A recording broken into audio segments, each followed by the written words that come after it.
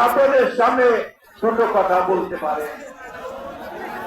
তাই আমি আপনাদের অনুরোধ করবেন যে আপনারা শান্ত হয়ে ধৈর্য ধরে অপেক্ষা করবেন। একটা কথা সবসময় মনে রাখতে হবে, এখন যে কাজ, এই কাজটি সবচেয়ে কঠিন কাজ। সেই কাজ হচ্ছে এই বিজয়কে সুসংহত করা, গণতন্ত্রের উত্তরণকে সঠিকভাবে এগিয়ে নিয়ে যাওয়া। আমি ধন্যবাদ জানাতে চাই দেশপ্রেমিক সেনাবাহিনীকে যে তারা ঠিক প্রয়োজনের সময় জাতির সেই কঠিন প্রয়োজন, সেই প্রয়োজনের সাহায্যে জনগণের পাশে এসে দাঁড়িয়েছে।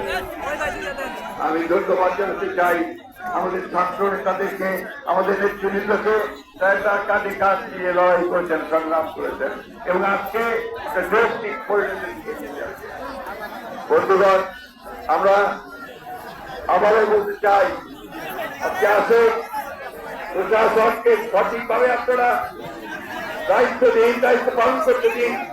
আমি রাষ্ট্রপতির কাছে আহ্বান জানাবো, অতি বিলম্বে কোনো বিলম্ব না করে ইন্টারিম গভর্নমেন্ট যে শহরের দাবি অন্তর্বর্তীকালীন সরকার, সেই সরকার গঠন করুন কোনো বিলম্ব না করে। এই সরকার তারা 3 মাসের মধ্যে নির্বাচন করবেন, সেই ব্যবস্থা তারা করবেন এবং এর জন্য পূর্ণ সহযোগিতা আমরা তাকে দেবে, জনগণ তাকে দেবে। বন্ধুগণ, আইন শৃঙ্খলা রক্ষা করার দায়িত্ব আমাদের। আমার মুখ ভরে গেছে আনন্দে যখন আমি দেখেছি যে আমাদের ছাত্ররা তারা ট্রাফিক পুলিশের দায়িত্ব পালন করছে। আমি তাদের ধন্যবাদ দিতে চাই। আমি যখন দেখেছি যে তারা অত্যন্ত ম্যাচুরিটির সঙ্গে, প্রজ্ঞার সঙ্গে, মেধার সঙ্গে তারা তাদের দায়িত্ব পালন করছে, তার কর্মসূচি দিচ্ছে এবং তারা তাদের বক্তব্য জনগণের সামনে তুলে ধরছে। আপনারা অনেক কষ্ট করেছেন। আমি অনুরোধ করবো যে কখনো কোন আঞ্চল লুটপাট, কোন আগুন অগ্নি সংযোগ, এগুলোর মধ্যে কিন্তু আপনারা জড়িত হবেন। আমি জানি আমাদের নেতা কর্মীরা কেউ জড়িত হয় না, সেই সঙ্গে যারা জড়িত হয় তারা দেশের শত্রু, তাদের বিরুদ্ধে ব্যবস্থা নেওয়া হবে। আমি আরেকটা কথা বলেই শেষ করব। বন্ধুগণ, অনেক রক্ত, অনেক ত্যাগ, অনেক মায়ের মুখ খালি করে, অনেক সন্তানের পিতাকে হারিয়ে আজকে এই অর্জন আমরা করেছি। আমরা অনেকে, আমাদের ছেলেরা অনেকে পার্থক্য এসে যাচ্ছে, চাকরি পায়নি, কর্মসংস্থান নাই। এই 16 বছর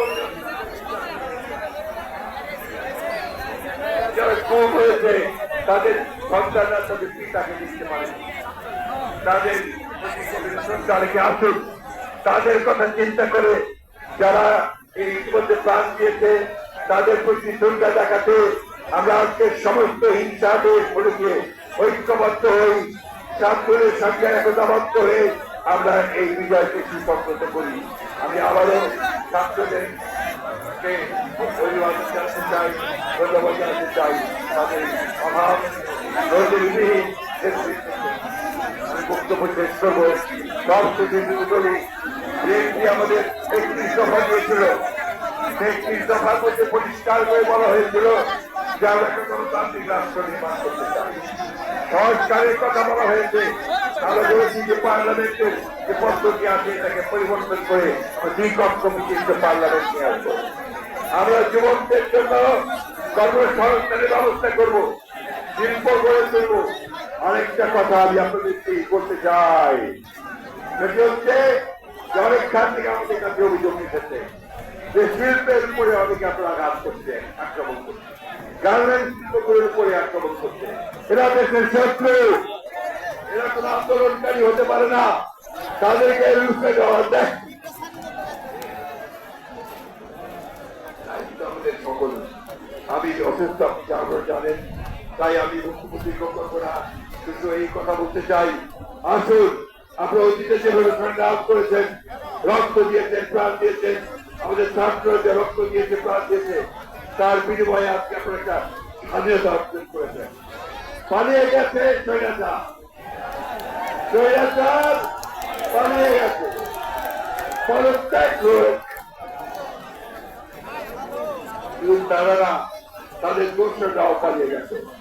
বন্ধুগণ, এটাকে সুসংহত করতে আবার যারা যারা ফিরে আসতে না পারে সেই জন্য ছাত্র গণ ঐক্য তৈরি করে তাদেরকে প্রতিহত করে অবশ্যই জনগণ এগিয়ে যাবে এবং গণতন্ত্রকে প্রতিষ্ঠিত করবে। আপনাদের সকলকে অশেষ ধন্যবাদ। বাংলাদেশ জিন্দাবাদ, বাংলাদেশ জাতীয়তাবাদী দল জিন্দাবাদ, ছাত্র জনতা জিন্দাবাদ, ছাত্র জিন্দাবাদ। প্রিয় ভাইরা,